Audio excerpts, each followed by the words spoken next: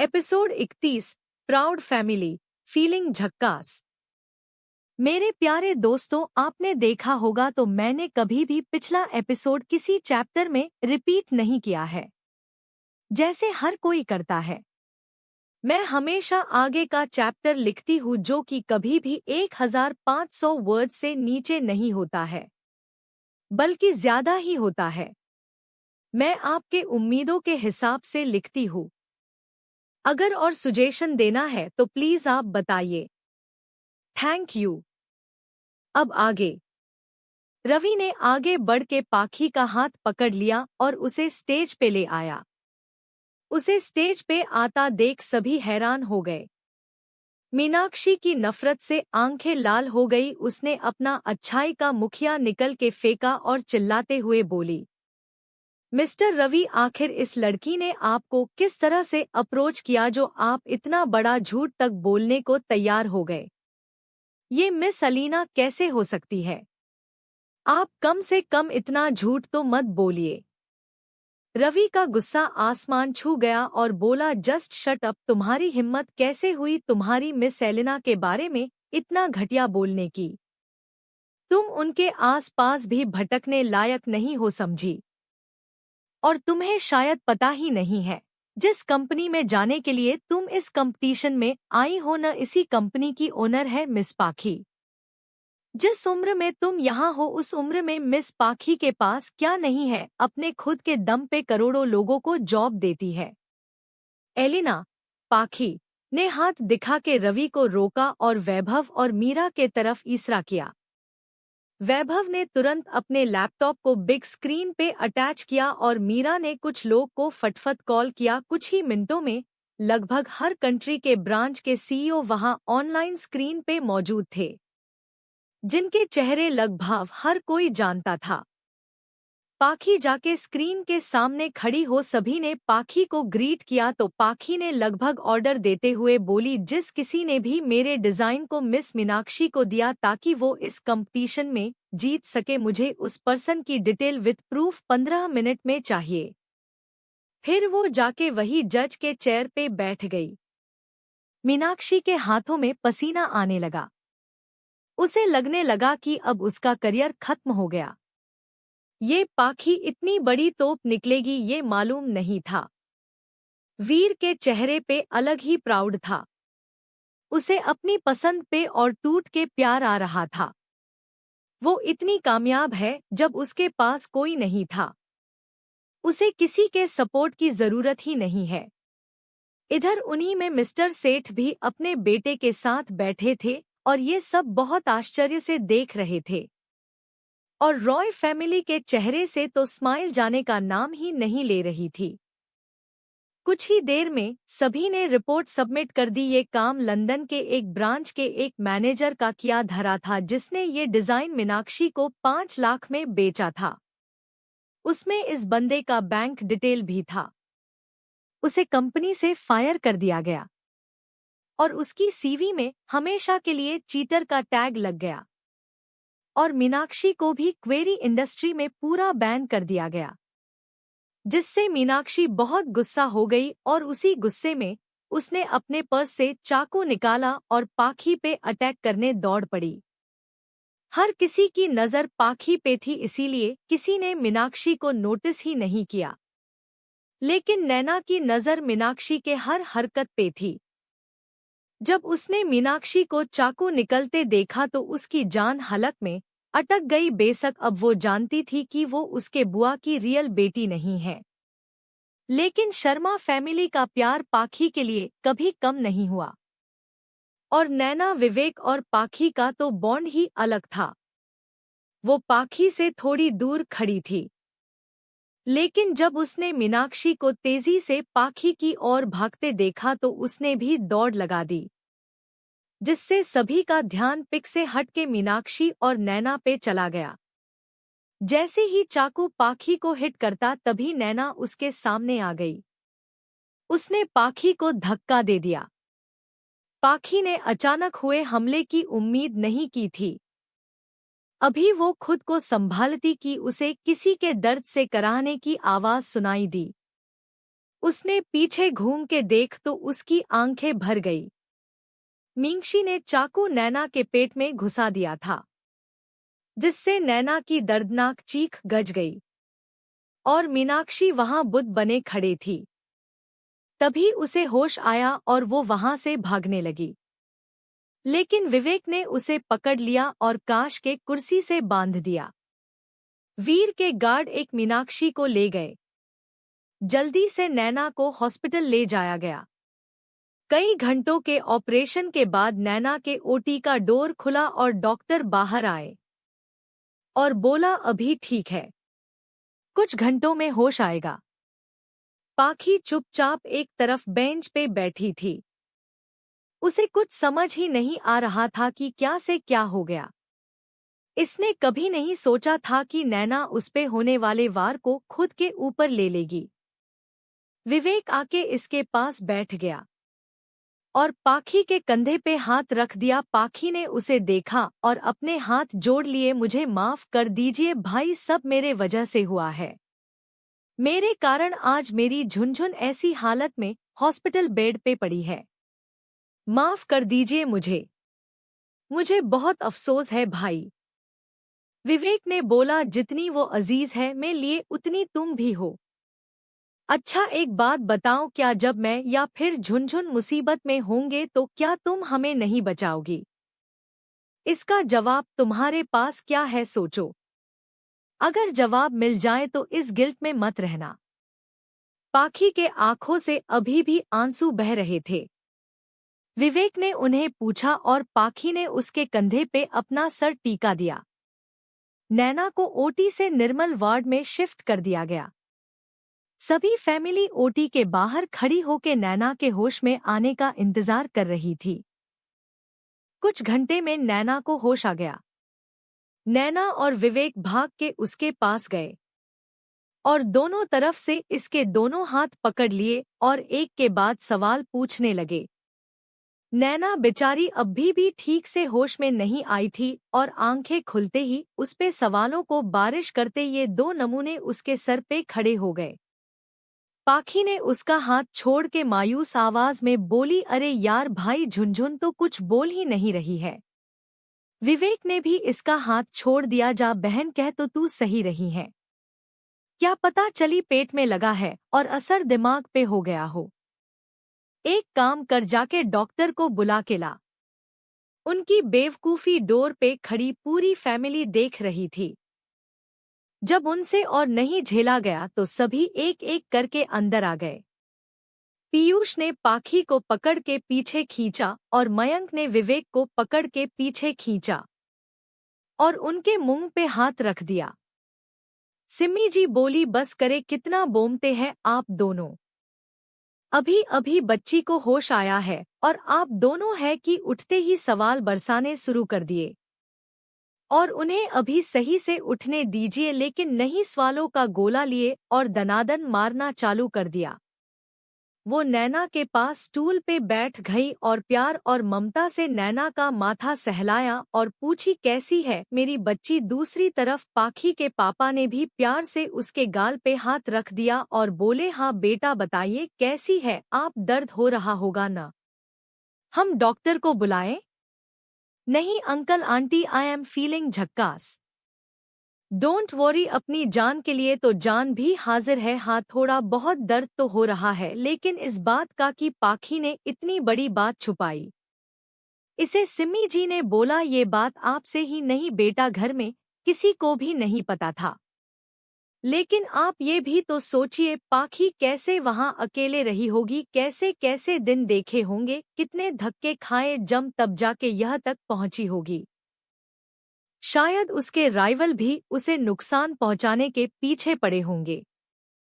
अगर उसने ऐसा किया है तो जरूर कोई बड़ा रीजन होगा। लेकिन बच्चे, अब तो आपके साथ साथ हम सब भी जान गए हैं ना कि पाखी क्या है और कहाँ है। नैना ने गर्व से हाँ आंटी, और सच में मैं बहुत गर्व महसूस करती हूँ कि वो मेरी बेस्ट फ्रेंड है। अब तक पाखी और विवेक के चेहरे पे से हाथ हटाया जा चुका था।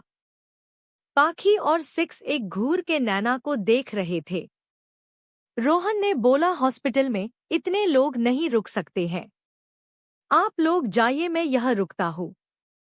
पाखी ने बोला नहीं भाई, यह हम रुकेंगे, और विवेक ने भी बोला हाँ मैं भी। पीयूष ने बोला भाई आप सभी को लेके यह से जाइए, मैं हूँ इन दोनों के साथ। फिर वो विवेक से बोला विवेक तुम जाओ घर, इनके साथ कुछ कहें का सामान और कुछ हमारे कपड़े लेते आना। विवेक ने हाँ बोला और वहां से चला गया। दूसरी तरफ वीर वहां से सबके जाने के बाद ऑडिटोरियम का सारा मामला संभाल लिया था। इस ज्वेलरी कंपटीशन के बाद ज्वेलरी ऑक्शन भी होना था। क्योंकि ये एक चैरिटी एक्शन था, यह बड़े बड़े लोग आए थे। यहाँ आने वाली हर एक ज्वेलरी की कीमत करोड़ों में थी। पाखी ने सारा एक्सेस वीर को दे दिया था और वीर के हाथ में हर एक ज्वेलरी और उसकी कीमत, उसकी क्वालिटी का पूरा डिटेल था। क्या करने वाली है आगे मीना अपनी बेटी को बचाने के लिए? क्या उनका पागलपन यही रुक जाएगा या वो बगेड़ेंगी उसके भी आगे? Episode 32 Anant love ring in होठों का इस्तेमाल और भी कई चीजों में होता है। अनंत लव रिंग, पीयूष और नैना की नोकझोंक। अब तक नैना ने गर्व से हाँ आंटी, और सच में मैं बहुत गर्व महसूस करती हूँ कि वो मेरी बेस्ट फ्रेंड है। अब तक पाखी और विवेक के चेहरे पे से हाथ हटाया जा चुका था। पाखी और सिक्स एक घूर के नैना को देख रहे थे। रोहन ने बोला हॉस्पिटल में इतने लोग नहीं रुक सकते हैं। आप लोग जाइए, मैं यह रुकता हूँ। पाखी ने बोला नहीं भाई, यह हम रुकेंगे, और विवेक ने भी बोला हाँ मैं भी। पीयूष ने बोला भाई आप सभी को लेके यह से जाइए, मैं हूँ इन दोनों के साथ। फिर वो विवेक से बोला विवेक तुम जाओ घर, इनके साथ कुछ कहें का सामान और कुछ हमारे कपड़े लेते आना। विवेक ने हाँ बोला और वहां से चला गया। दूसरी तरफ वीर वहां से सबके जाने के बाद ऑडिटोरियम का सारा मामला संभाल लिया था। इस ज्वेलरी कंपटीशन के बाद ज्वेलरी ऑक्शन भी होना था। क्योंकि ये एक चैरिटी एक्शन था, यह बड़े बड़े लोग आए थे। यहाँ आने वाली हर एक ज्वेलरी की कीमत करोड़ों में थी। पाखी ने सारा एक्सेस वीर को दे दिया था और वीर के हाथ में हर एक ज्वेलरी और उसकी कीमत, उसकी क्वालिटी का पूरा डिटेल था। अब आगे विवेक के वार्ड से जाने के बाद अब वहां की पाखी, नैना और पीयूष रह गए थे। पाखी बैठी नैना से बातें कर रही थी। तभी उसका फोन बजा। वीर ने कुछ पूछने के लिए फोन किया था। पाखी बात करते हुए बाहर चली गई। वीर के फोन के बाद मीरा का ऑफिस से फोन आया। वहां एक फॉरेन क्लाइंट से इम्पोर्टेंट मीटिंग करने का फोन आया था। पाखी ने बोला ठीक है, हम पहुंचते हैं थोड़ी देर में। आपने सभी कुछ रेडी कर लिया है ना? ओके। पाखी वहां से जाना नहीं चाहती थी, लेकिन उसे जाना पड़ा। अब वहां नैना और पीयूष थे। पीयूष ने नैना से पूछा क्या तुम्हें भूख लगी है? नैना ने हाँ बोला तो पीयूष सामने दलिया का कटोरा ले आता है, जिसे देख के नैना का मुंह बिगड़ जाता है। पीयूष ने नैना को सही से थोड़ा सा बिठा दिया जिससे नैना को तकलीफ न हो, लेकिन इन सब में वो दोनों बहुत पास आ गए थे। नैना की गर्म सांसें पीयूष को अपने गर्दन पे महसूस हुई तो उसकी नजर नैना पे गई जो नजरें झुकाए बैठी थी। पीयूष उससे दूर हुआ और बोला लो मुंह खोलो। नैना ने बोला ये दलिया कौन खाता है, आपको और कुछ नहीं मिला खाने को? पीयूष ने हाँ क्यों नहीं, तुम तो मैराथन दौड़ के आई हो जिसका शरीर फिट है और वो जो चाहे खा सकती है। ज्यादा मुंह मत बिगाड़ो, क्या पता ये भी निकल जाए चाकू के छेद वाली जगह से। जिसपे नैना एकदम चीड़ गई।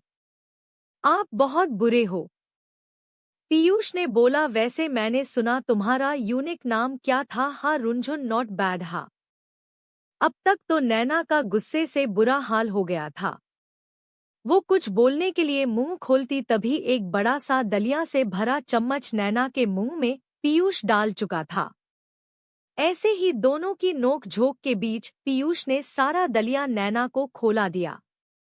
उसको दवाई दी जिससे नैना थोड़ी देर में सो गई।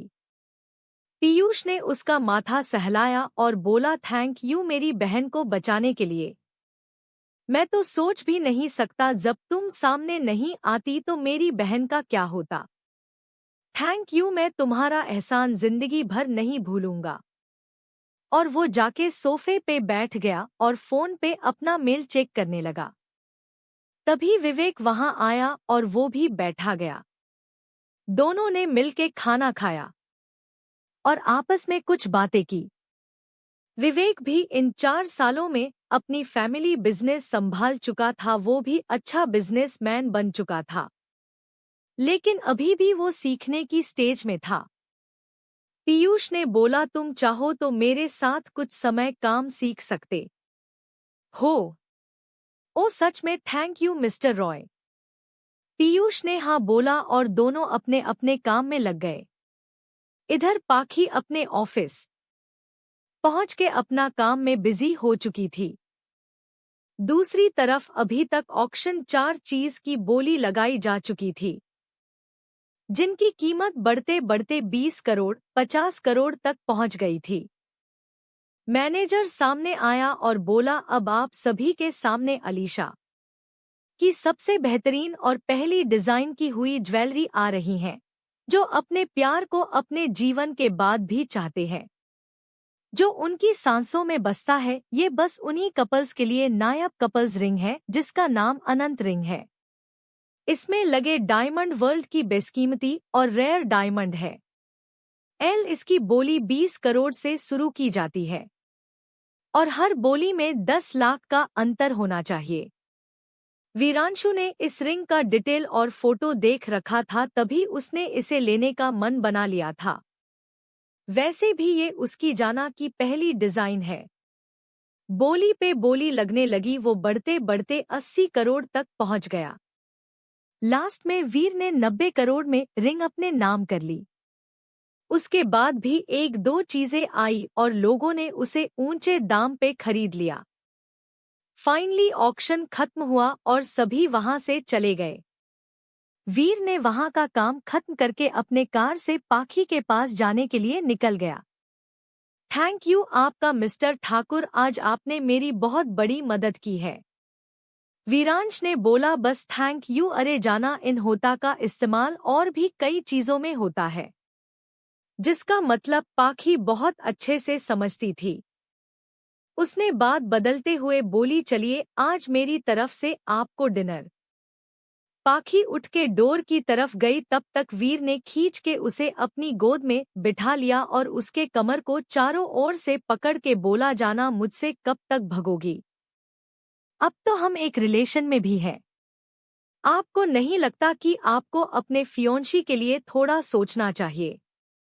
इसी के साथ उसने अपने होठों को पाखी के नाजुक हाथों पे रख दिया। उसके बाद ये सॉफ्ट किस कब हार्ड किस में बदल गई पता ही नहीं चला। पाखी वीर के पैशन को संभाल ही नहीं पाती थी। उफ, ये इंसान। करीब 15 मिनट बाद वीर ने उसे छोड़ा। तब जाके पाखी ने सांस लेना शुरू किया। जब उसकी सांसें स्टेबल हुई तो उसने वीर के सीने पे मारना शुरू कर दिया।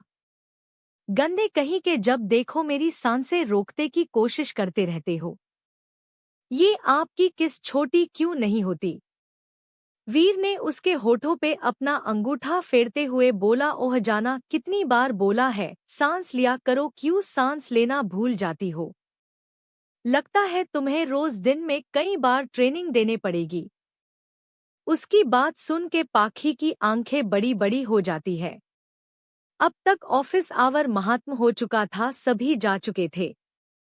वीर ने पाखी को अपने गोद में उठाया और ऑफिस के भर की ओर चल पड़ा। पाखी में बोला, आप हमें नीचे उतरिए, हम चल के भी का सकते हैं ना। लेकिन इसके बदले में वीर ने बोला, मुझे तो लग ही नहीं रहा है कि मैंने तुम्हें उठा रखा है। वजन ही नहीं है बिल्कुल।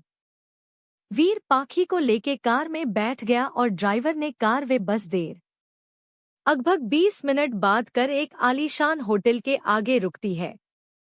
वीर पाखी के साथ होटल के अंदर आता है। वो इसे लेके टॉप फ्लोर के एक रूम में पहुंचता है। उस कमरे की छत पूरी ग्लास की बनी होती है, जहां अब हल्के हल्के तारे नजर आने लगे थे। हर तरफ फूलों की खुशबू आ रही थी। पाखी यूं जगह देख के बहुत खुश थी, इसके होठों से समाइल जाने का नाम ही नहीं ले रही थी। तभी वेटर आके ऑर्डर लेने लगा। पाखी और वीर ने अपना पेन ऑर्डर दिया और दूसरी बातें करने लगे। दोनों डिनर करके जाने लगे, तभी एक सुंदर सी लड़की भागते हुए आई और वीर से चिपक गई। अचानक ऐसा होता देख पाखी और वीर एकदम चौंक गए। पाखी ने अजीब नजरों से वीर को इस लड़की को देखा और साइड में खड़ी हो गई। जब वीर ने उस लड़की का चेहरा देखा तो बोला, प्रिय ये क्या हरकत है? मैंने कितनी बार बोला है मुझसे दूर रहा करो। तुम्हें बात समझ क्यों नहीं आती? आइंदा ऐसी हरकत ना हो वरना बर्बाद कर दूंगा तुम्हें, समझी? वो पाखी को खोजने लगा, तभी उसे पाखी थोड़ी दूर फोन पे बात करते हुए दिखी। वीर ने झटके में उसे गोद में उठा लिया, जिससे पाखी एकदम डर गई, जिससे उसका फोन गिरते गिरते बचा। उसके डर के मार वीर को पकड़ लिया। उसने डॉन पे बात करते हुए बोली, mister Smith I will call you later. Okay miss Alina, bye. Phone रखने के बाद पाखी के घूर के वीर को देखा और बोली, ये क्या हरकत थी मिस्टर ठाकुर? जिसपे वीर ने चीड़ के बोला, एक तो तुम मुझे ये मिस्टर ठाकुर मत बोला करो, समझी? मुझे लगता है जैसे मैं तुम्हारे साथ कोई बिजनेस डील करने मिला हूं। और यार अपने फियांसे को कोई प्यारा नाम दो। जान जानू Honey, anything you can call me. Episode 33। पाखी के मीना को किया बेनकाब। पाखी इन डेंजर। अब आगे। वीर ने पाखी को उसके मेंशन छोड़ा और खुद अपने मेंशन चला गया। दोनों का मेंशन आमने सामने था। पाखी आके नहा के फ्रेश होके अपने भाई पीयूष को कॉल करके नैना के बारे में पूछा।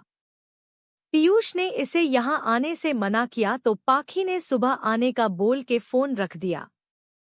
वो बिस्तर पे लेट के आज दिन भर जो कुछ भी हुआ सबके बारे में सोचने लगी।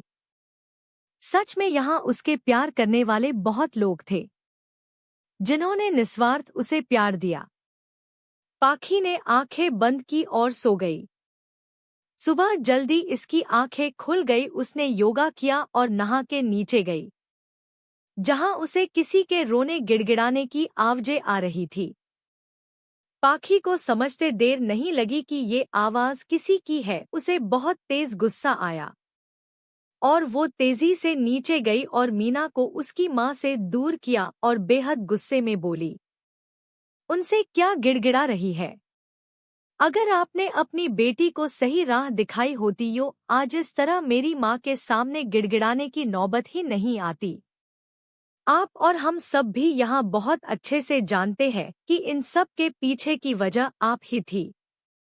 अनंत काल से ये कहा गया है कि बुरा करने वाले इंसान के साथ कभी अच्छा नहीं होता।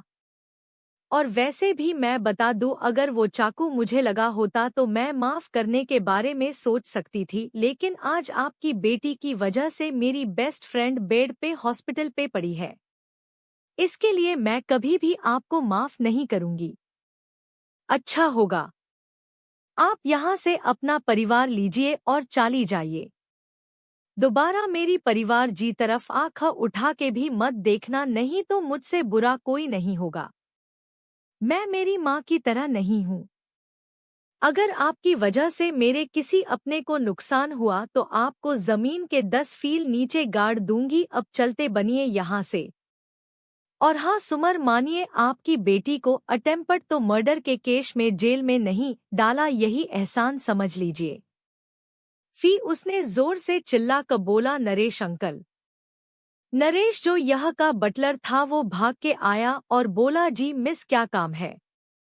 पाखी ने बोला, नरेश अंकल, इन मोहतरमा और इनके परिवार को के सामान सहित बाइज्जत इन मेंशन से बाहर निकल दीजिए, और हाँ, आइंदा ये या इनके परिवार का कभी सदस्य इन मेंशन के आसपास भी ना दिखे।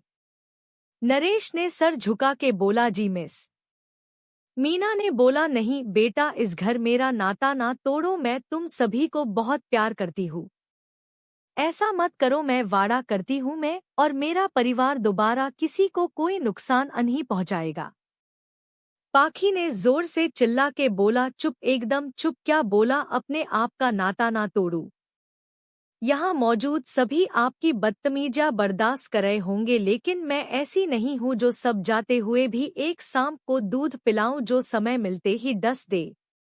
मैं वो मौका ही नहीं देती लोगों को टकी बाद में पछताना पड़े। अब अपना ये मगरमच्छ का आंसू किसी और परिवार के सामने बहना, क्योंकि मैं तो नहीं पिघलने वाली। मीना ने चिल्ला के सिम्मी जी और उनके पति से बोली, आप दोनों कुछ कहते क्यों नहीं? ये कल की आई लड़की मेरे बारे में इतना कुछ कैसे बोल सकती है? इसे रोकिए ना कि ये हमें यहाँ से ना निकाले। तभी सिम्मी जी आगे आई और बोली, मेरी बेटी ने जो किया है सब सही किया है। मैं आपको बसरों से सहती आ रही हूँ। मैं अपने परिवार की इज्जत मान मर्यादा के कारण चुप थी, इसका मतलब ये नहीं था कि मुझे आपके असलियत पता नहीं थी। और पाखी ने बिल्कुल सच कहा, हम बरसों से हम सांप को ही दूध पा रहे हैं, जो एक ना एक दिन जरूर डसेगा। इससे बेहतर है कि उस सांप को ही दूर कर दिया जाए या मार दिया जाए। सुनकर मनो कि इतना सब होने के बाद भी हम तुम्हें छोड़ रहे हैं। आज उस बिस्तर पे मेरी बेटी पड़ी होती अगर नैना बीच में नहीं आती। अगर जरा सा वही कट और गहरा होता तो मेरी बेटी न जाने बचती कि नहीं। ये सब मैं इग्नोर हरगिज नहीं करूंगी, बिल्कुल नहीं। अब दीवारा इस मेंशन में कदम मत रखना। अब तक नरेश काका सब सामान बाहर निकल चुके थे और गार्ड्स आके मीना, उसके पति और बेटे को बाहर निकल चुकी थी। अभी भी मीन के चीखने की आवाजें आ रही थी। पाखी ने अपना सर पकड़ा और सोफे पे बैठ गई। पाजी के पास उसके पापा आए, उसका सर सहलाया और बोले, क्या बात है बेटे? हम जानते हैं कि मीना को निकलने के लिए सिर्फ यही वजह नहीं थी आपके पास, और क्या वजह है, क्या आप हमें बताएंगी? पाखी ने आश्चर्य से अपने पापा को देखा कि उन्हें कैसे पता चला। उसके पापा मुस्कुराए और बोले, बेटा पापा हूँ आपका भलर ही, सालों पहले आप हमसे दूर हो गई थी, लेकिन खून तो असर नहीं छोड़ता है न? तो बताइए और क्या वजह है? उनकी बातें सिम्मी जी, दादाजी, रोहन, मेघा, मयंक सभी सुन के आश्चर्य में पड़ गए। पाखी ने एक लंबी सांस ली और बोली, जी पापा, आपने बिल्कुल सही कहा। एक और वजह है। रेहान को मीनाक्षी और मीना के बारे में पता चल गया था, जिससे वो लगातार उनके कांटेक्ट में था और हमरे परिवार की इन्फॉर्मेशन लगातार उसके पास जा रही थी, जो किसी के लिए सही नहीं था। और ये बात मुझे कैसे पता ये मत पूछिए। और ये बात रवहा की ही नहीं है। अगर ही वो आपके बिजनेस रायवाल के साथ ना करे, इस बात की गारंटी कौन दे सकता है? वो लोग अपने लालच के लिए किसी भी हद तक गिर सकते हैं।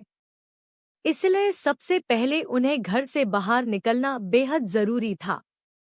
उसके पापा ने उसे सीने से लगा लिया और बोला, I am very proud of you बेटा। सिम्मी जी ने अपने हाथों से नाश्ता कराया पाखी को और लहना पैक करके उसे हॉस्पिटल के लिए दे दिया। एपिसोड 34, पाखी किडनैप। अब आगे। मीना को घर से बाहर निकलने के बाद पाखी ने सबको मीना और मीनाक्षी का सच बता दिया था कि ऐसे लोग सिवाय खतरा बनने के और कुछ नहीं कर सकते। वो खाना लेके हॉस्पिटल चली गई। नैना उठ चुकी थी और पीयूष और नैना एक दूसरे को टोंट मारने में लगे हुए थे। तभी पाखी अंदर आई और नैना के पास बैठ के बोली, कैसी है मेरी झुनझुन? नैना ने बोला, एक तो मुझे ये खूं खूं बोलना बंद कर, और दूसरा मैं ठीक हूँ, बस बोर हो रही हूँ। पाखी ने बोला क्यों भाई बोर क्यों हो रही है? पीयूष भाई और विवेक दोनों थे, वो दोनों तुम्हें कभी बोर फील होने ही नहीं देंगे। उसकी बात सुन के क्यों झुनझुन ने मुंह बना के बोला अपने भाई की तो बात ही मत कर, जब से मिला है बम का गोला बन के मेरे ऊपर फटा है, ना जाने कौन सी मैंने उसकी मुर्गी चुरा ली है। पक्षी हंसने लगी, क्या पीयूष भाई तुझे लड़ते हैं, क्या बात है? वैसे तो मैंने उन्हें सीरियस ही देखा है। वैसे पहले बार तेरे चेहरे पे मैं ये चोट चीड़ देख रही हूँ, नहीं बाकी समझ ऐसा हाल बाकी लड़कों का हाल होता था, क्योंकि बेचारे तेरे बातों का जवाब नहीं दे पाते थे। लेकिन वहाँ आज पहली बार अपने किए का स्वाद चख के कैसे लग रहा है झुनझुन जी? अच्छा चल मुंह मत फूला, माँ ने तेरे लिए कुछ खाने को भेजा है। वही एक अंधेरे कमरे में रस्सी से बांध के एक लड़की को रखा गया था। तभी इस रूम का दरवाजा खुलता है और कमरे की लाइट ऑन करता है। तभी अंदर आए हुए लोगों में से एक आदमी यूएस लड़की के ऊपर पानी फेंकना है, जिससे वो लड़की घबरा के उठाती है। वो चेहरा अब भी नहीं देख पा रही थी, क्योंकि पानी की बूंदें उसके आंखों में भी जा रही थी। तो कैसी लगी कल की रात, मजा तो आया ना? जानी पहचानी आवाज सुन के इस लड़की यानी कि मीनाक्षी की आंखें डर से फैल गई। काटते आवाज में बोली हुई वीरांशु ठाकुर, हाँ मिस मीनाक्षी ये मैं हूँ। तुम्हें क्या लगा तुम मेरी जाना पे अटैक करोगी और मैं कुछ नहीं करूँगा? ऐसा हो ही नहीं सकता। बहुत गलत किया तुमने ये, तुम भूल कैसे गई कि वीरांशु किस तरह का तूफान है? चली जब भूल ही गई हो तो मेरे पास बहुत से टीके हैं तुम्हें याद दिलाने के लिए। फिर उसे उठा वो लोग ठंडे पानी के बड़े से जार में डाल देते हैं। पानी वाकई बहुत बहुत ज्यादा ठंडा था। वो बार बार चिल्ला चिल्ला के माफी मांग रही थी, लेकिन वीर सभी को इंस्ट्रक्शन दे के वहां से चला गया। एकदम ठंडे पानी से उसे एकदम गर्म पानी पी डाल दिया गया, जिससे उसकी दर्दनाक चीख गूंज गई। लेकिन वो लोग रुके नहीं। ये सिलसिला पूरे दिन चलता रहा। अब तक वो बेहोश हो गई थी। उसे ले जाके वापस उसी रूम में डाल के रूम बंद कर दिया गया। उधर पाखी ने झुनझुन से खूब बातें की। इन सब में उन सालों का संग्रह और रेहान ने उसके साथ क्या क्या किया था सब शामिल था। ये सभी बातें पीयूष और विवेक भी सुन रहे थे। कैसे वो रेहान के कैद से भागी, कैसे उसने प्लानिंग की, उसके दोस्त उसे किस नज़र से देखते थे। अगर उस दिन वो कदम उसने नहीं उठाया होता तो शायद मैं खुद को खुद की नज़रों से गिरने से रोक नहीं पाती और न ही मेरे अंदर इतना कॉन्फिडेंस रह जाता। इस रातों रात में दूसरी कंट्री निकल गए, क्योंकि रेहान ने पूरे शहर में अपने आदमी हर जगह फैला दिए थे। विवेक और पीयूष बुद्ध बने सब सुन रहे थे। उन्होंने कभी सोचा नहीं था पाखी ने क्या कुछ झेला है। उन लोगों को रेहान पे बहुत गुस्सा आ रहा था। उन्होंने ठान लिया था कि वो इस रेहान को उसके पैसे का घमंड तोड़ के अच्छे से सब सिखाएगा। उधर रेहान ने बोला आज के आज मुझे वो चाहिए, चाहे जो कुछ भी करो मुझे वो चाहिए। रेहान ने फोन काट के बोला बस और ज्यादा नहीं, तुमने बहुत अपने पर फड़फड़ा लिए, अब मेरे कैद में आने की बारी है। सगाई भले ही तुम्हारी इस ठाकुर से हुई हो, लेकिन तुम्हें ताउम्र रहना मेरे साथ ही पड़ेगा। मेरे से तुम्हारा पीछा कभी नहीं छूटेगा। तभी एक नौकर आके बोला सर पारुल मैडम खाना नहीं रही है। रेहान ने बोला कोई बात नहीं। फिर रेहान ने पारुल के पापा को फोन किया और बोला ससुर जी आपके फोर्स करने पे मैंने शादी कर ली, अब आप अपनी कंपनी मेरे नाम करो, नहीं तो आप अपनी प्यारी बेटी को जिंदा नहीं ले जा पाएंगे। पारुल के पापा ने पैनिक होके बोल क्या पूरी कंपनी तुम्हारे नाम कर दूं? लेकिन क्यों बेटा, ये भी तुम्हारा ही है ना। रेहान ने चिल्ला के बोला जितना बोला है उतना करो और फोन रख दिया। इधर पारुल के पापा पूरी तरह हैरान खड़े थे, उन्हें कुछ होश ही नहीं था। उधर पाखी पार्किंग में जा रही थी, उसे ऑफिस से कॉल आया था। तभी सामने आते आदमी ने उसके चेहरे पे अचानक कुछ स्प्रे कर दिया। वो जब तक समझती उसका सर घूमने लगा। इसने अपने हाथ में बंधी गंदी का बताऊं दबा दिया, एहल की उसका शरीर जैसे उसका साथ छोड़ रहा था। लेकिन उसने बहुत मुश्किल से अपने गाड़ी में बने बताओं को दबा दिया। सभी बहुत घबरा गए, बार बार पाखी को फोन लगाया जा रहे थे, लेकिन कोई फायदा नहीं हुआ। 2 लोग आए, पाखी को उठा के वन में डाले और वन वहां से हवा के झोले की तरह गायब हो गई वहां से। इधर वीर, रोहन और पीयूष और मयंक के पास उनके घड़ी चमकने लगी। एपिसोड 35, पाखी का अपहरण। सॉरी गाइज, पिछले पार्ट में स्पेलिंग मिस्टेक भूत थी, इसीलिए ये चैप्टर मैंने रूपलोड किया है। अब आगे। मीना को घर से बाहर निकलने के बाद पाखी ने सबको मीना और मीनाक्षी का सच बता दिया था कि ऐसे लोग सिवाय खतरा बनने के और कुछ नहीं कर सकते। वो खाना लेके हॉस्पिटल चली गई। नैना उठ चुकी थी और पीयूष और नैना एक दूसरे को टोंट मारने में लगे हुए थे। तभी पाखी अंदर आई और नैना के पास बैठ के बोली, कैसी है मेरी झुनझुन? नैना ने बोला, एक तो मुझे ये झुनझुन बोलना बंद कर, और दूसरा मैं ठीक हूँ, बस बोर हो रही हूँ। पाखी ने बोला, क्यों भाई, बोर क्यों हो रही है? पीयूष भाई और विवेक दोनों तो थे, वो दोनों तुम्हें कभी बोर फील होने ही नहीं देंगे। उसकी बात सुन के झुनझुन ने मुंह बना के बोला, अपने भाई की तो बात ही मत कर, जब से मिला है बम का गोला बन के मेरे ऊपर फटा है, ना जाने कौन सी मैंने उसकी मुर्गी चुरा ली है। पाखी हंसने लगी, क्या पीयूष भाई तुझसे लड़ते हैं? क्या बात है? वैसे तो मैंने उन्हें सीरियस ही देखा है। वैसे पहले बार तेरे चेहरे पे मैं ये पहली बार चीड़ देख रही हूँ, नहीं तो बाकी समय ऐसा हाल बाकी लड़कों का होता था, क्योंकि बेचारे तेरे बातों का जवाब नहीं दे पाते थे। लेकिन वहाँ आज पहली बार अपने किए का स्वाद चख के कैसे लग रहा है झुनझुन जी? अच्छा चल मुंह मत फूला, माँ ने तेरे लिए कुछ खाने को भेजा है। वही एक अंधेरे कमरे में रस्सी से बांध के एक लड़की को रखा गया था। तभी उस रूम का दरवाजा खुलता है और कमरे की लाइट ऑन करता है। तभी अंदर आए हुए लोगों में से एक आदमी ने उस लड़की के ऊपर पानी फेंकता है, जिससे वो लड़की घबरा के उठती है। वो अंदर आए लोगों का चेहरा अब भी नहीं देख पा रही थी, क्योंकि पानी की बूंदें उसके आंखों में भी जा रही थी। तो कैसी लगी कल की रात? मजा तो आया ना? जानी पहचानी आवाज सुन के उस लड़की यानी कि मीनाक्षी की आंखें डर से फैल गई।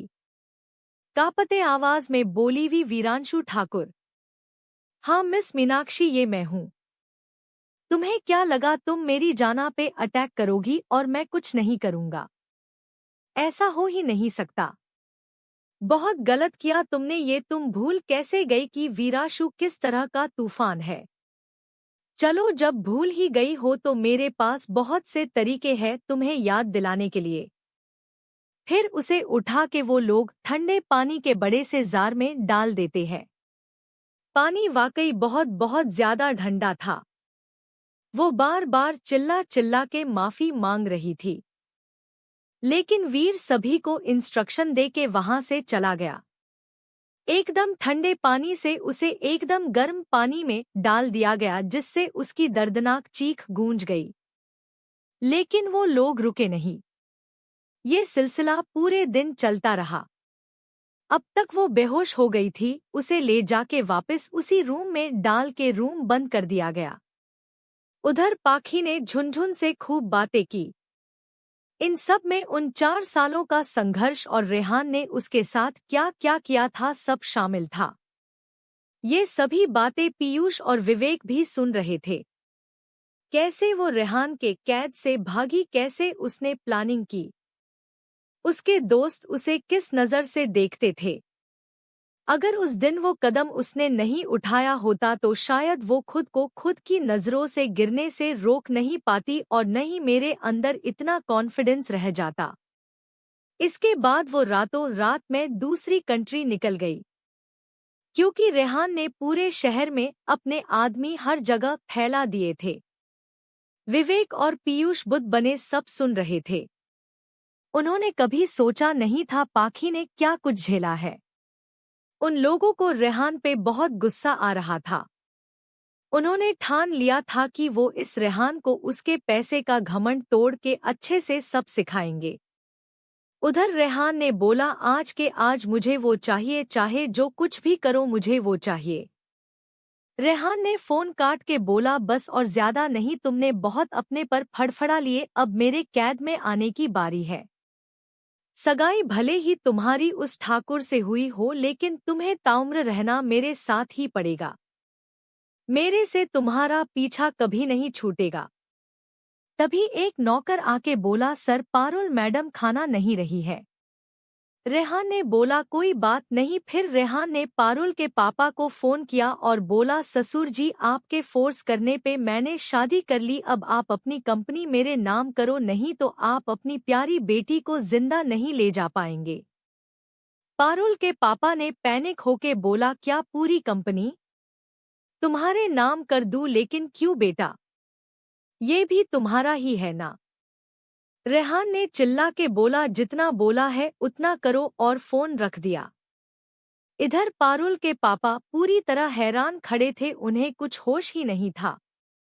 कहाँ तो उन्होंने सोचा था कि रेहान को अपने जाल में फंसा रहे हैं, और यह तो उनकी बाजी उल्टी पड़ती दिख रही है। उधर पाखी पार्किंग में जा रही थी, उसे ऑफिस से कॉल आया था। तभी सामने आते आदमी ने उसके चेहरे पे अचानक कुछ स्प्रे कर दिया। वो जब तक समझती उसका सर घूमने लगा। उसने अपने हाथ में बंधी घड़ी का बटन दबा दिया, हालांकि उसका शरीर जैसे उसका साथ छोड़ रहा था, लेकिन उसने बहुत मुश्किल से अपने घड़ी में बने बटन को दबा दिया। 2 लोग आए, पाखी को उठा के वैन में डाले और वैन वहां से हवा के झोंके की तरह गायब हो गई वहां से। इधर वीर रोहन और पीयूष और मयंक के कलाई पे बंधी उनके घड़ी में बीप की आवाजें आने लगी। सभी बहुत घबरा गए, बार बार पाखी को फोन लगाया जा रहे थे, लेकिन कोई फायदा नहीं हुआ।